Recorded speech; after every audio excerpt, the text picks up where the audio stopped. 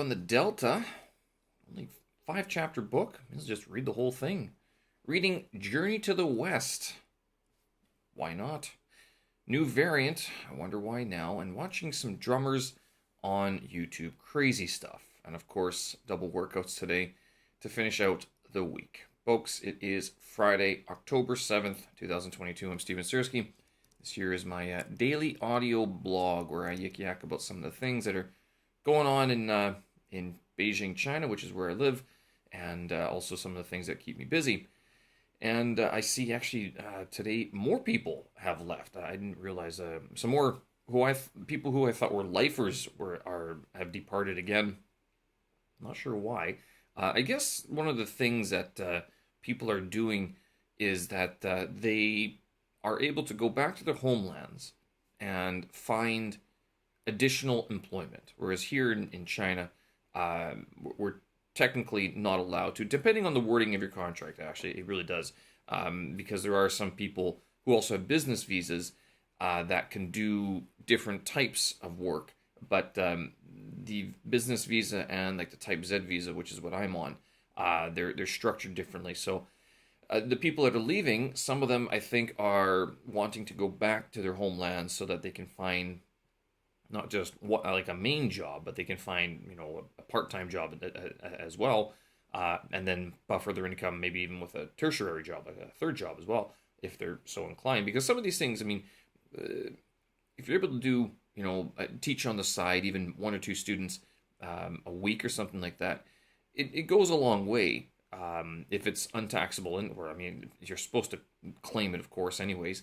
But a lot of times it isn't. A lot of it's just a cash offer, basically, and that can go that can help, if only just for the beer money or like fun money sort of thing, and then you save all your regular income rather than being dependent on one job being both your fun money and your like living costs sort of thing. So I guess that's what some people are doing as well.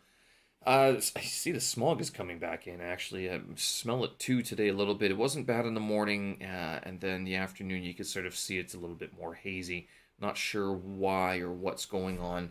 And this, of course, comes along with a new variant, B.7. I don't know. And of course, it's more contagious than the last one. Everyone is more contagious than the last one. I don't know. Anyway, not dealing with that. Productive day. I managed to do the half Murph again. I'll put the times up on the website so you guys can check that if you're interested. The one thing I can say about the Murph that I did today, or the half Murph, because I only did 50 pull-ups. The pull-ups, I was able to get through them a lot quicker today, but those things slow me down. It is, if of all the things, now I got them done, I think, in about 7 minutes this morning. The push-ups, again, took me about 8 minutes, and the squats took me about 5 minutes. Overall, the runs were slower, but the rounds were a lot quicker, and that's because I was kind of trying to push through them. I was surprised at how quickly I could get through the pull-ups, and I wonder if I could do it any quicker than that. That being the case, I am still feeling it in my back, and I don't know what I tweaked back there. I hope it's not a herniated disc. I'm not sure how I would herniate a disc doing pull-ups. I guess it's possible, or is it just a strained trochaic muscle or something like that? But I've been trying to stretch it out and roll it, and it's just not releasing. So I'm not sure exactly what I did. With the pull-ups, I was doing singles from numbers 30 to 50. So what I mean by that is that I would just do one, step down, do another one, step down, do another one, step down. I mean, it's not ideal, but it was just, I was able to do them a lot quicker that way rather than trying to like take a 30-second break, do 4, take a 30-second break, do 4, which seemed to sort of delay completion of the pull-ups. But yeah, so it was pretty good to get it done in the morning, and of course in the afternoon got another little bit of a workout as well. It is getting cold in the morning, I'm not gonna lie. Far fewer people outside walking around, running and stuff like that, But you still see some people, some of the regulars are out there, but far fewer numbers in total. I wonder also, since it's Friday, and if it's the end of the National Day sort of break, National Week. So it's I guess it's back to school tomorrow or back to work. I think tomorrow is a makeup day, so that's yeah. I guess people have to go back to work. I guess I could have worked as well, but I want to focus on my Delta reading, which is what I was actually doing a lot of today, and it was this was funny because some of the recommended reading is this Penny Ur book, Ur. I don't know how to pronounce that. Penny Ur, teaching listening or something like that, listening comprehension, and the recommended reading was chapters 1 to 3, and then chapters 4 to 5. There are only 5 chapters in the book. Why don't you just say read the bloody book? Just read the whole thing.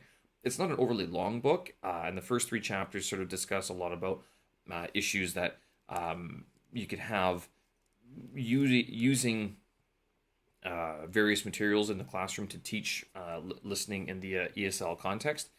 And so she goes through a bunch of sort of common problems that students have, common problems that teachers have, educators have. And this book sort of inspired me to start creating these I guess they're readings. I call it Reading with Steve. I read a page off of Wikipedia every day now, and I post it on my language vlog. And it's meant to be naturalized but accessible English for people who are learning English. So it's just meant to be more content to choose from. I pick a certain topic and I just read it. I don't edit it, so it's kind of like this where I'm kind of doing clearing my throat and all that stuff. I don't worry about it too much. In this way, it's published, and people can hear a lot more. They get more exposure to quote unquote real or native English speaking, and native English. So that was the idea. What I do with it later on, I'm not sure. I was thinking about making a podcast for the language vlog itself, for sort of just covering language topics, language learning topics, and stuff like that. I thought it'd be interesting, rather than trying to cram everything into this podcast as well. But yeah, so this book inspired me to do that. Basically, you have to read the whole book. The chapters 4 to 5 are her practical application sort of exercises, things that you could use in the classroom to help with listening. She actually talks about how sometimes it seems like it's a good idea to use natural speech or natural language, using recordings or conversations from real life. The problem is that a lot of it's difficult to make it teachable, make it educational in a classroom context, unless you're very well prepared and are able to, you have to prepare this beforehand. You can't just bring in a conversation and ask people to listen to it. They won't understand why. You have to give them sort of a target, a reason why to listen, and that's sort of her big point, is you have to give the language learners a target, something to listen for. Because if it's just extensive listening in classroom, well, they can do that on their own time. They don't have to do it in class. This actually does sort of make me wonder how much Mandarin Chinese lacks this same sort of studied or this focused effort to create materials that make the language a little bit more accessible. A lot of Chinese speakers, they're kind of like ESL, a lot of English speakers, they think that they can teach it because they speak it. And it's not entirely true, because an educator, especially a language educator, is a little bit different than someone who just speaks the language. You have to understand, you have to be able to hear the errors and understand how to address those errors so that you can, and explain it in such a way that the other person can take it away and repeat, either in practice or understand the concept, and then think about it and make themselves aware of what's happening with their language and how they can fix it. Just because you know a language from birth doesn't mean you'll be able to teach it, basically, is what I'm saying. I'm not saying you can't. You can learn how to teach your own language, for sure. I think a lot of people do that. But it's not as easy as it looks, especially if you want to be one of those much more effective teachers, such as my Mandarin Chinese teacher. She was obviously a very educated woman and is able to explain a lot of the things that are going on, a lot of the difficulties that learners have. But spent most of the morning reading up on the Delta. Did a lot of some trying to catch up, especially like tomorrow on Saturday and then even Sunday, if I can get a couple more 2 or 3 hour chunks of reading done. I think I might actually be caught up with everything, which would just be bizarre to tell you the truth. Like, wow, I'm actually caught up. Unit 6 starts on Monday, and so we're halfway through. There's another, I think, 3 weeks of material, and then it's practice tests, and then it's the exam in December. Like, this time has been flying by, to tell you the truth. These days, I'm surprised. I'm surprised at how quick things are actually zipping along, to tell you the truth. Other than that, I was talking about buying books yesterday. One of the other reasons I shouldn't be buying any more books is because I'm actually trying to make my way through Journey to the West in Chinese. Now it's the abridged version, it's the modified version, it's graded reader for language learners, and I'm trying to read this for about 20 minutes every evening. And so this is like my nighttime. Like, no matter how late I'm going to bed, I still want to spend 20 minutes reading this. It's a classic of Chinese literature. A lot of people talk about it. Everyone talks about it, about the Monkey King. And my initial impressions, they seem to reuse the names quite a bit. So it's the same words that they're using over and over and over again. So it's like Sun Wukong is the Monkey King, and it's just his name and then the other guy's name. So a lot of the sentences begin with the Monkey King does this, the Monkey King does that. And I understand it's a graded reader. It's just kind of, is this why they? I don't know. It just seemed very odd to be structuring a book like this, or structuring a story like this where they constantly tell you the person's name rather than using like synonyms or other words to describe the action of what's going on. I again, it is a graded reader. I think it's targeted HSK 5, which is what I'm studying for. I have not signed up for the next test just yet, but I'm thinking maybe January, maybe February would be a good idea. And one of the things I want to get this book read at the same time that I'm doing a lot of characters. I've been focusing a lot on characters Tuesdays, Thursdays, Saturdays, doing a lot of character development, character work, I should say, character studies. If I add this, I think this helps with extensive reading to reinforce the characters I should be learning. Now, I still have to finish the second book in the HSK 5 course book. You don't have to finish these books, but I think I would feel a lot more comfortable having completed the textbooks than not once I sign up for that test. So maybe it's something else I have to book some time off of and just focus, do a couple chapters when I can. Hopefully it's gotten easy. I haven't looked at the textbooks since the test. I don't really want to look at them, to tell you the truth. But that being the case, I think it would be, I think the best thing would be to actually finish those course books prior to signing up for the test. And yes, I will be doing the paper-based test again, which means I do need to work on my writing as well, my characters, so writing out the characters, I guess. I don't think there's any way around this at all, and it's just something I'm going to have to invest the time in. All right, so that's how my Chinese is so far. One thing I was doing today, actually, while having a couple beers after my workout, which you're supposed to hydrate. You do need to hydrate after your workouts. If you have 1 or 2 beers, it's not going to kill you. It's not going to harm you too bad, but be sure you're drinking plenty of water after your workouts rather than alcohol. Watching this guy, Estepario Siberiano. This is, where he's, I want to say he's Venezuelan? I don't know. Speak Spanish. I know that. He's this drummer on YouTube. Crazy. Fantastic. Very technical. He plays a lot of metal songs, a lot of fast metal songs.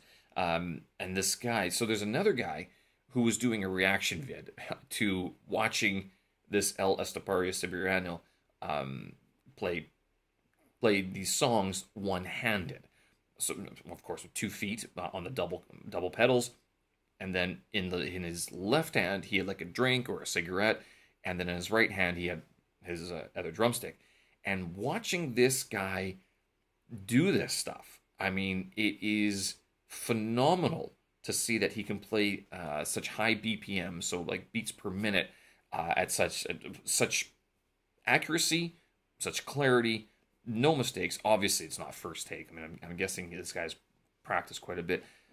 I'm not sure if he's actually part of a band or not. I'm sure he teaches, but I'm guessing he does make quite a bit of money from his YouTube channel. I would assume so, because the guy has quite a few followers, and he's one of these, top drummers in the world, sort of thing. I'm not sure if he's officially been. Like, Modern Drummer is the magazine that is like the trade magazine of the drumming world. So Modern Drummer, there used to be Drum as well. There's also Rhythm. That was the UK one.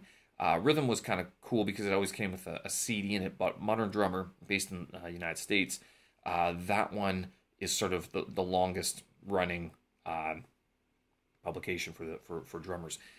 Kind of like Guitar World for guitarists, but this is mainly for drummers. And I don't know if he's ever won the Modern Drummer popularity poll. I'm not sure if he's even in the running, but the drummers the music he was playing, those drummers have won the Modern Drummer, like best drummer in the world sort of thing, competition. So, and this guy's playing them one-handed on YouTube. This is sort of what I'm getting at. The guy who was doing the reaction vid, he actually lives in Winnipeg now. He married a girl from Winnipeg and moved there. He's from the States, but he's also a metal drummer. He does a lot of session work.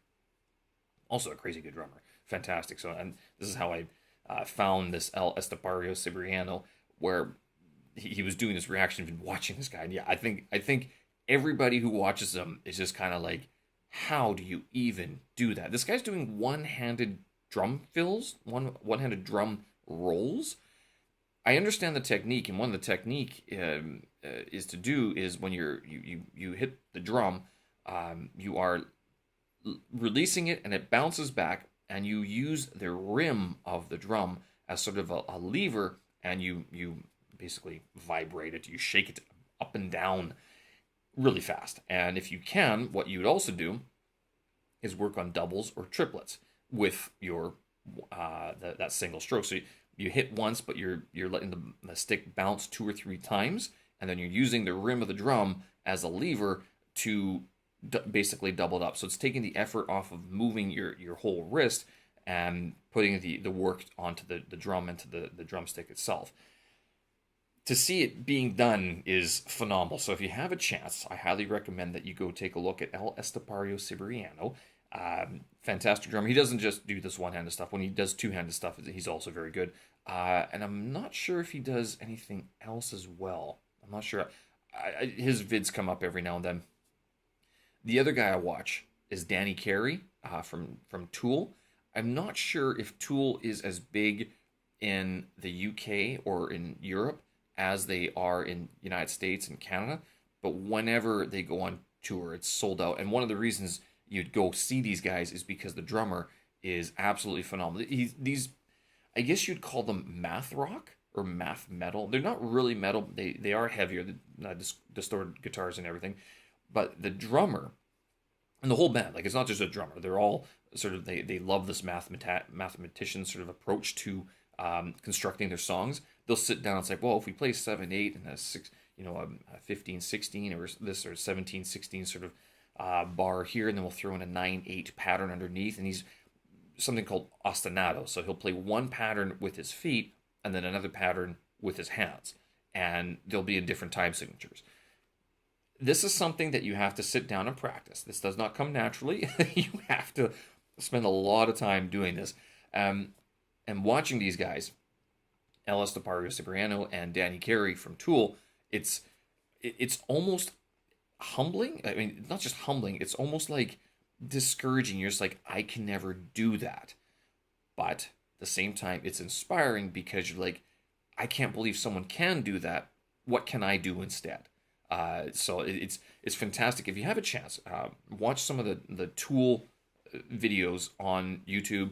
Danny Carey from Tool, phenomenal time signatures, phenomenal math rock. So you might like the music, you might not, but certainly something I think at least worth a watch to see what this guy is doing and how he's able to play different time signatures with different hands and different parts of his body throughout the song. They're all about 7 or 8 minutes long, and not lose it. Of course, well rehearsed, of course. All right, folks, I'm going to leave it there. That's the end of the week. Hope you guys have a good weekend. Get your runs in. Do your intermittent fasting if you can, or don't. And remember, not too much protein. You do need carbs. Carbs aren't bad either. And work on your one-hand drum fills. How's that? One-handed drum rolls. Or just play on your desk. Why not? That's it. Show notes, tracks, and vids up on my website, stevensersky.com. Have a good one. We'll talk again. Bye-bye.